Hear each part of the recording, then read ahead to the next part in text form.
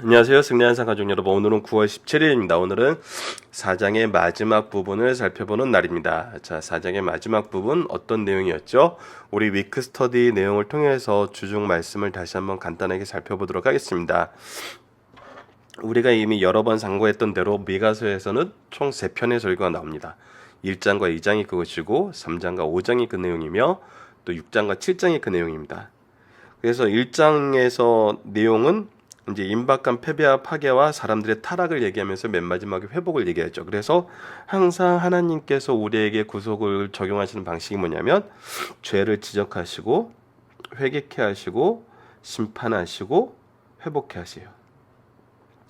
회복의 모습이 어떤지는 저희들 첫 번째 설교, 지금 두 번째 설교 이번 주 내용에서도 끊임없이 확인을 했어요. 하나님의 통치가 우리에게 어떤 것을 주시는지, 이 통치의 능력이 무엇인지 이미 우리 주중 내용을 통해서 확인을 했습니다. 기억이 안 나시는 분들은 다시 한번 복습해 보시는 것도 좋을 것 같고요. 자, 그리고 나서 오늘이 이제 4장의 마지막 부분으로 백성이 열방에 대한 종국적인 승리를 얘기하고 내일 말씀부터 다음 주 말씀까지 예수 그리스도에 대한 우리에게 승리를 주시는 예수 그리스도에 대한 소개가 나오고 있습니다. 자, 그러면 오늘 내용으로 들어가는데 오늘 내용은 우리를 심판하시는 진노의 막대기로 쓰였던 그 이방 민족들의 모습에 대해서 나와요. 자, 그러면 본문을 한번 읽어보도록 하겠습니다. 이제 많은 이방 사람들이 모여서 너를 치며 이르기를 시온이 더럽게 되며 그것을 우리 눈으로 바라보기를 원하노라거니와 그들이 여호와의 뜻을 알지 못하며 그의 계획을 깨닫지 못할 것이라. 여호와께서 곡식단을 타작마당에 모험같이 그들을 모으셨나니 딸 시온이여 일어나 칠지어다. 내가 내 뿔을 무쇠같이 짜며 내 굽슬 녹같게 하리니 내가 여러 백성을 쳐서 깨뜨릴 것이라. 내가 그들의 탈취물을 구별하여 여호와께 드리며 그들의 재물을 온 땅에 주께 돌리리라. 자, 말씀을 보면은 이방 사람들이 모여서 너를 쳐요. 왜 치죠?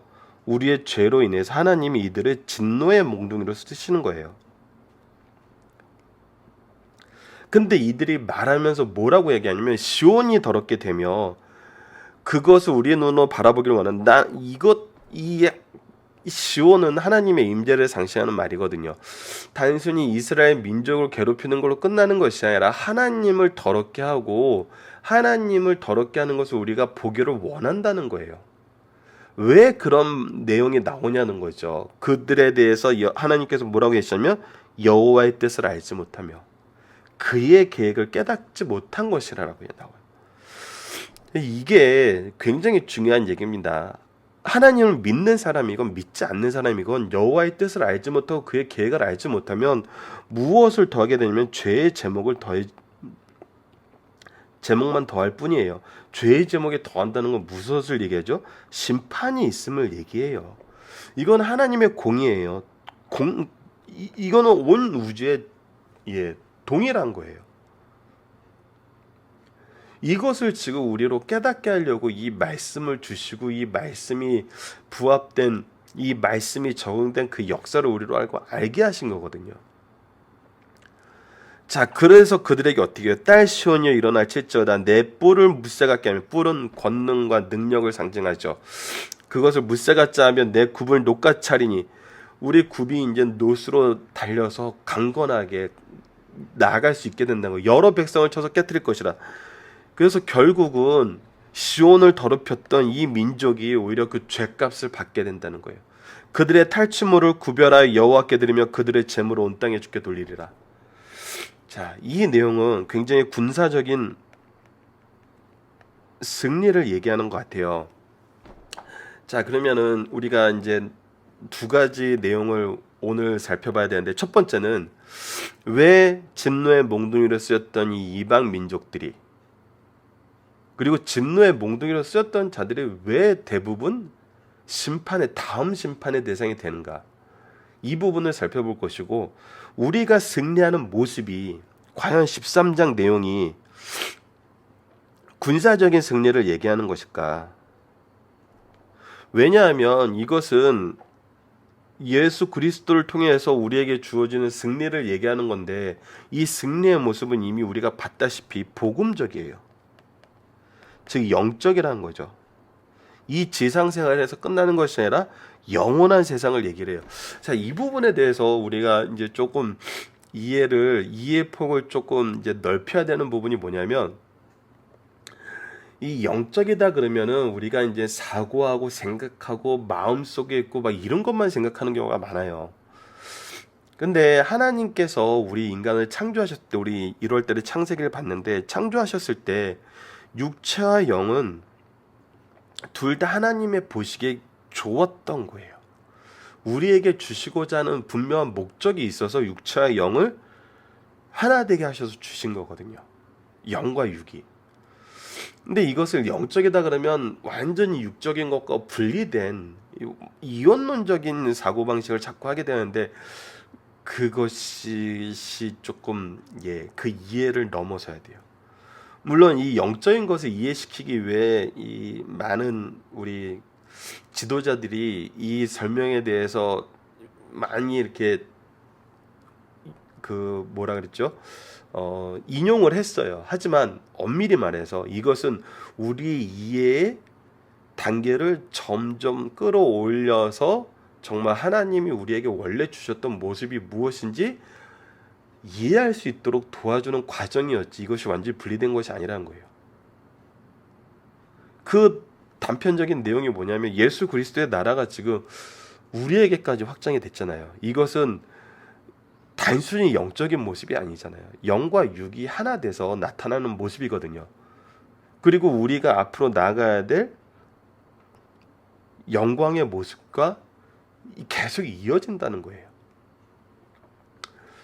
하지만 이 육으로 구분되는 이 세상적인 삶의 그 구분을 위해서 그 이해를 위해서 계속 얘기한다는 걸 이해를 하셔야 돼요. 그래서 실제로 이 말씀이 어떻게 이루어졌나를 봐야 돼요. 그래야지 의미를 제대로 알아요. 그러니까 이 말씀이 이루어진 모습을 우리가 보자는 거예요. 이것을 그냥 이거는 영적인 거구나. 우리의 그냥 영혼의 구원을 위한 거구나. 이렇게 끝내서 육적인 상과 전혀 상관없는 것을 치부하면 안 된다는 거죠. 거기서 오히려 더 어려움이 생긴다는 거예요. 그래서 이 말씀 13절에 대한 말씀에 대한 이해가 좀 중요한 부분입니다. 우리가 바로 적용하기 위해선 우선 본문 묵상하기는 진노의 몽둥이로 쓰인 이방 민족이 다음 심판의 대상이 되는 이유는 무엇인가? 이 내용이 역사상 드러나잖아요. 아수르가 북이스라엘 멸망시키고 바로 멸망했어요. 바벨론이 남유다를 멸망시키고 바로 멸망했어요. 그 다음에 왜 하나님의 진노의 막대기로 쓰였던 그 나라들은 왜 다음 진노의 대상이 됐을까요? 자, 우선 오늘 본문 말씀을 통해서 이 심판의 내용이 분명히 나타나는 거예요. 딸 시온이 일어나서 칠지어다 내 뿔을 무쇠 같게 하면 내 곳을 녹 같게 하느니 내가 여러 백성을 쳐서 깨뜨릴 것이라 내가 그들의 탈춤으로 구분하여 여호와께 드리며 그들의 제물을 온 땅에 주께 돌리라. 중요한 거는 여호와께 모든 것이 돌아간다는 거예요. 이 영광이 하나님께 돌아간다는 거예요. 영광이 하나님께 돌아간다는 의미에 대해서 우리가 하나님의 영광에 대해서 요한복음에서 살펴본 내용이 있잖아요. 무엇이 하나님의 일이고 언제 하나님이 영광을 받으셨죠? 요한복음 내용에서 그것은 구원과 연결될 때예요. 소경이 눈을 뜨게 한 9장 말씀과 11장의 나사로의 부활을 통해서 많은 사람이 예수 그리스도를 통해서 얻게 된 부활의 소망을 갖게 되고 하나님을 만나게 되고 예수 그리스도를 주로 시인할 때 하나님은 영광 받으셨다는 거거든요. 그래서 모든 영광은 이 구원하고 연관이 있어요. 그래서 그들의 탈춤으로 구별하여 여호와께 드리며 그들의 제물을 온 땅에 주께 돌리라라 하면서 여호와께 영광 드리는 모습은 뭐냐면 바로 이방인들의 구원과 연관이 있다는 거예요. 하지만 이제 오늘은 지금 이 부분에 대해서는 심판의 대상이 되는 이유에 대해서 얘기하니까 심판의 대상이 되는 이유는 12절에 나타나 있죠. 그들이 여호와의 뜻을 알지 못하며 그의 계획을 깨닫지 못했기 때문이다. 자, 왜 자기 나라를, 왜 아수르를, 왜 바벨론을 강대국으로 만들었냐는 거예요. 세계 역사를 보면은 이 강대국, 제국이라 불리우는 이 나라들의 형성 과정을 보면은 미스테리예요. 너무나 짧은 시간에 일어나고 너무나 짧은 시간에 급격히 망해요. 그런데 그 생성과 망하는 관계 속에 과정 속에 무엇과 항상 관련이 돼 있냐면 이상하게 이스라엘과 관련이 됐다는 거예요. 이상하게 이스라엘과 관련이 돼 있어요.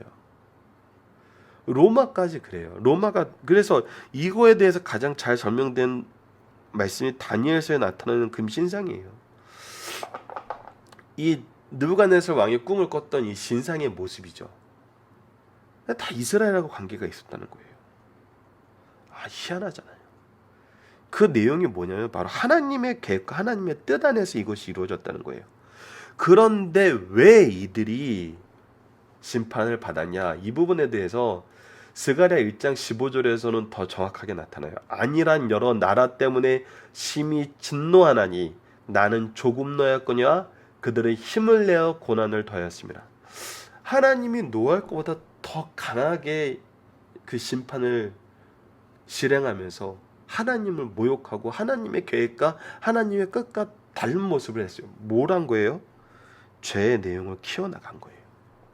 당연히 심판의 대상이 되죠. 이 부분이 우리가 굉장히 중요시 여겨야 되는 거예요. 그래서 반응이신 박유열 목사님이 항상 얘기하는 게 교회 안에서건 어디서건 이 심판의 도구가 되려 하지 말라는 거예요. 공의는 하나님께서 실행하세요. 우리는 공의를 통해서 무엇을 선언하는 사람이 되려면 복음을 선언하는 사람이 돼야 돼요. 예수 그리스도를 통한 회복을 선언하는 사람이 돼야 된다는 거죠. 이것이 예수님이 온 세상으로 우리를 보내실 때 하신 말씀이에요. 왜 우리는 더더욱 왜 이것이 이루어졌으니까. 구약에서는 재밌는 게 뭐냐면 이스라엘로 오게 만들었어요. 예루살렘으로 오게 만들었어요. 예루살렘이 회복의 구심점이었어요. 하지만 예수님이 오신 이후에는 그래서 오지 않고 하나 되지 않고 하나님께로 나오려 하지 않은 것이 죄의 제목이었죠. 예수님 이후에는 어떻게 돼요? 나가라 그래요. 나가라. 그곳에서 누가 역사하세요? 성령께서 역사하세요. 이것이 복음의 시대의 특징이거든요. 그래서 우리는 더더욱 심판의 도구가 되기보다는 평화의 도구가 돼야 돼요. 구속의 도구가 돼요. 구속사의 능력 있는 일꾼이 돼야 된다는 거예요. 안 그러면은 우리도 하나님은 조금도 했는데 나는 더 힘을 내어 고난을 더하게 되는 사람이 될 수 있거든요. 그럴 수 있어요. 이거는 정말 주의하셔야 돼요. 그래서 진노의 몽둥이로 쓰인 이방인들이 이거는 지금 현재 우리가 교회 내에서도 그래서 이 내용을 더 구체적으로 여러 번 얘기했던 부분인데 이 부분에 대해서 어떤 얘기를 좀 더 자주 하냐면 우리가 현대 한국사의 기독교 지도자들의 잘못된 모습을 지적하는 것을 기독교가 많이 막는다고 생각을 하세요. 왜 기독교 지도자들의 잘못된 부분을 지적을 하면은 교회는 그 지적하는 걸 용납을 안 하냐는 거예요. 왜 하나님이 심판하시니까 놔두라는 식으로 계속 얘기하냐는 거예요. 그래서 저는 항상 초대 교회 모습을 많이 얘기를 해요. 우리 이제 다음 달부터 사도행전 나갈 텐데 예수님이 오셨을 당시 이스라엘 지도자는 누구였냐는 거예요.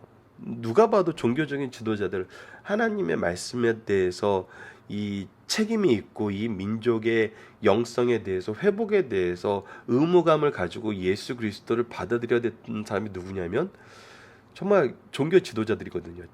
제사장들과 사두개인과 바리새인들이거든요. 근데 그들이 어떻게 했어요? 오히려 예수님을 잡아 죽였잖아요. 예수님이 그래서 그 이후에 이 그리스도를 전하는 복음의 줄기가 어디로 흘렀나요? 예수님의 제자들 원사도들로 흘렀잖아요. 그리고 회심했던 사도 바울 같은 자들에게 갔잖아요. 그래서 많은 사람들이 회심했잖아요. 그리고 나서 그들이 어떻게 했어요? 이방 민족에게 가서 구속사의 능력 있는 중심 일꾼이 됐어요.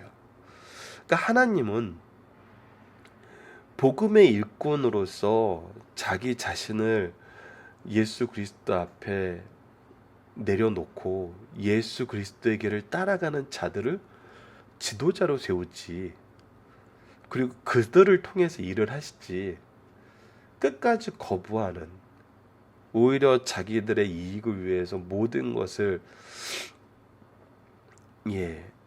예수님까지도 죽일 수 있는 그런 사람들을 통해서 그들을 지도자라고 얘기하지 않는다는 거예요.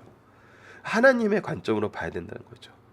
그래서 우리가 그 부분에 대해서는 하나님의 공의에 맡기고 우리는 우리 일을 하는 거예요. 우리 일이 무슨 일이냐면 그리스도를 소개하는 거예요. 그들을 백날 지적해 봐야 사람들이 그리스도를 소개받지 못하면 의미가 없어요. 그 사람들을 통해서는 그리스도가 더 이상 드러날 수가 없어요. 우리가 그들하고 싸우면 그리스도가 드러나지 않아요. 우리가 해야 되는 그리스도를 드러내는 일을 한 거예요. 그래서 교회의 모습이 소위 사회적인 마인드로 얘기하면 정화 기능을 가지고 뭔가 이게 견제와 균형을 정말 잘 하는 그런 모습이면 참 좋겠는데, 복음적인 부분에서는 그것이 좀 거리가 멀다는 거죠.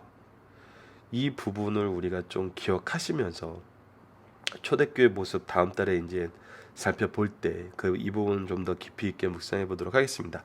자, 그러면 본문의 중심 사상을 보도록 하겠습니다. 하나님께서는 적들을 심판의 도구로 삼아 징계하심으로 자녀들의 삶을 바로잡아 주세요. 하나님의 자녀들을 회복하심과 동시에 적들도 죄의 양을 채우면 심판받게 돼요. 자, 이 부분에 대해서 가나안 땅에 대해서 얘기를 하실 때 이 창세기 15장 16절에 이런 말씀이 있어요. 아브라함에게 하신 말씀이에요. 내 자손은 4대 만에 이 땅으로 돌아오니 이는 아모리 족속의 죄악이 아직 가득 차지 아니함이라 하시더라. 가나안 땅의 멸망도 그들의 죄의 양과 관련이 있거든요. 하나님이 심판하시려 할 때 심판하세요. 하지만 그 가나안 족속 안에서도 하나님을 의지하는 가정은 구원받은 예가 있잖아요. 우리가 이 부분에 대해서도 잘 기억을 하셔야 돼요.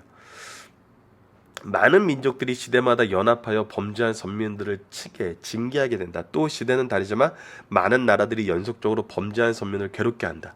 약한 자들, 도덕적으로 악한 자라기보다는 신앙적인 불신자들은, 이 부분이 중요해요. 도덕적으로 악한 자라기보다는 신앙적인 불신자들은 언제나 교회와 성도에게 두 가지 태도를 취한다. 어떻게 하죠?